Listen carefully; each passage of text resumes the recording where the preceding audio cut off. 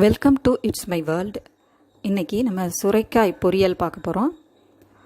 சுரைக்காயை நம்ம இதில் துருவி செஞ்சுருக்கோம், பாசிப்பருப்பு உபயோகப்படுத்தியிருக்கோம்.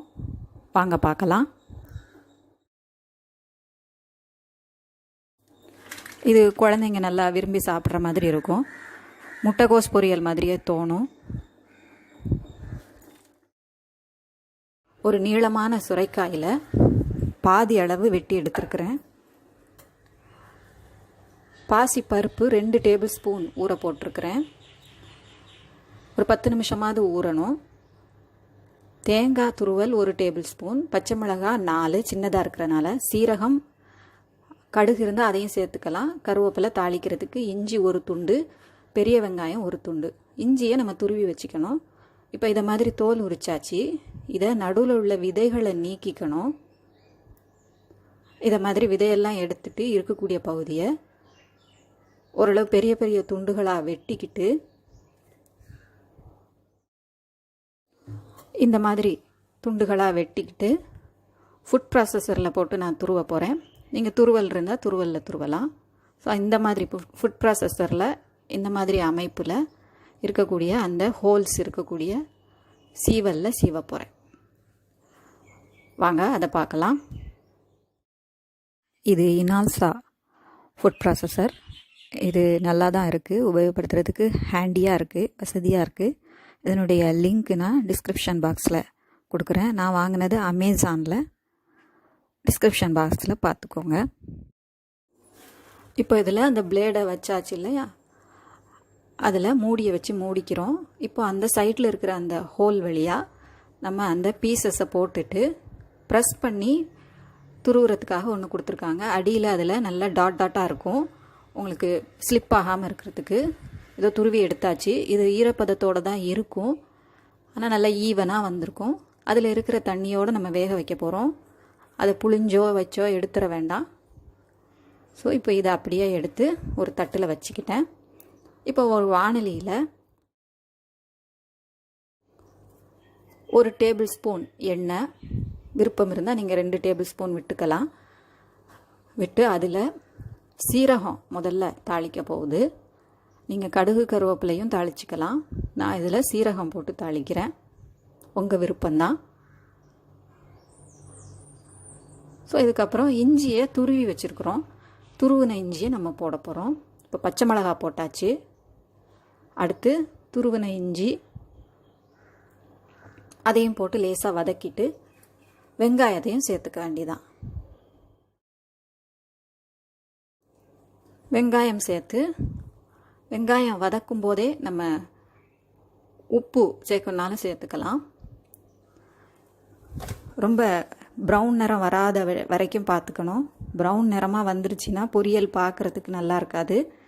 அதனால் ஓரளவு வதங்கினா போதும். இதையும் எப்படி வெட்டியிருக்குன்னு பாருங்கள். மெல்லிசாக வெட்டி, நீளமாக மெல்லிசாக வெட்டி, அதை பாதி பாதியாக வெட்டியிருக்குது. ஸோ இதுவும் அந்த துருவல் மாதிரியே இருக்கிற மாதிரி. முதல்ல நம்ம சுரைக்காய் போட போகிறதில்ல, பருப்பை தான் போட போகிறோம். ஊற வச்ச பருப்பை அலசி அதில் சேர்த்தாச்சு. இதை இப்படி நம்ம வதக்கிக்கிட்டே இருக்கும்போது அதில் இருக்கக்கூடிய ஈரப்பதம் வத்தி வரும். அந்த ஸ்டேஜில் நம்ம சுரைக்காய் போட்டால் போதும். இதை பாருங்கள், தண்ணி வத்திட்டு வருது இல்லையா. இந்த சமயத்தில் நம்ம அந்த துருவி வச்ச சுரைக்காயை சேர்த்துக்கலாம்.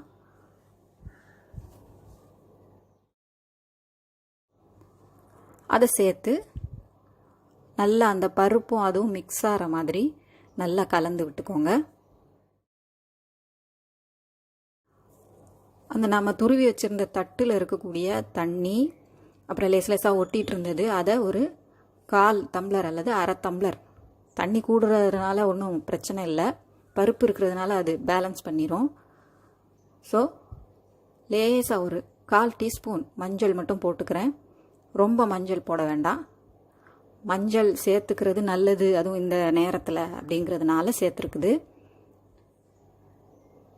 காயில் உள்ள கிருமிகள் அழியறதுக்கு வாய்ப்பு இருக்கு இல்லையா. இப்போ நம்ம உப்பு சேர்த்துக்கிறோம். வெங்காயம் வதக்கும் போது உப்பு சேர்த்துருந்தீங்கன்னா இப்போ கொஞ்சம் அந்த அளவை பார்த்து கொஞ்சமாக போட்டுக்கோங்க. இப்போ இதை மூடி வச்சு கொஞ்ச நேரம் வேக வைப்போம். நான் ஒரு 1/4 டம்ளர் தண்ணீர் சேர்த்துருக்குறேன், தேவைப்படுற மாதிரி இருந்ததுனால. ஸோ நீங்கள் அதுக்கு ஏற்ற மாதிரி பார்த்துக்கோங்க. சுரைக்காய் சீக்கிரம் வெந்துடும், துருவி தானே இருக்குது இல்லையா? ஸோ அதை பருப்பு அதை பேலன்ஸ் பண்ணிக்கும்.